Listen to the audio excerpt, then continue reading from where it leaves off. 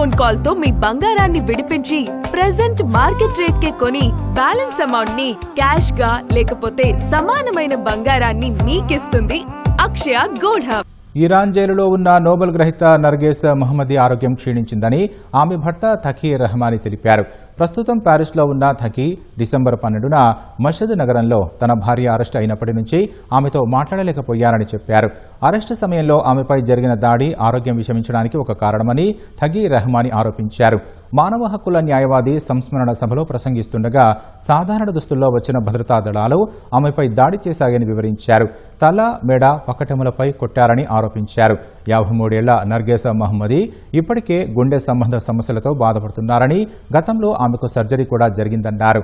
జైలులో సరైన వైద్యం అందకపోవడం వల్ల నర్గేస్ పరిస్థితి ఆందోళనకరంగా ఉందని ఆయన ఆవేదన వ్యక్తం చేశారు. ఇప్పటికే 13 ఏళ్ల పైగా శిక్ష అనుభవిస్తున్న నర్గేస్కు ఈ మధ్య ఇరాన్ కోర్టు మరో 7 ఏళ్ల అదనపు శిక్ష విధించింది. ఇందుకు నిరసనగా ఫిబ్రవరి 2 నుంచి ఆమె జైలులో నిరాహార దీక్ష చేపట్టారు. ఇరాన్లో నిరసనకారులను సైన్యం చంపడాన్ని వ్యతిరేకిస్తూ అమెరికా అధ్యక్షుడు డొనాల్డ్ ట్రంప్ విమాన వాహక నౌకలను పంపడాన్ని రెహమానీ తప్పుపట్టారు. ఇరాన్లో ప్రజాస్వామ్యం దేశం లోపల నుంచే రావాలి గానీ ట్రంప్ తీసుకురాలేరని అన్నారు.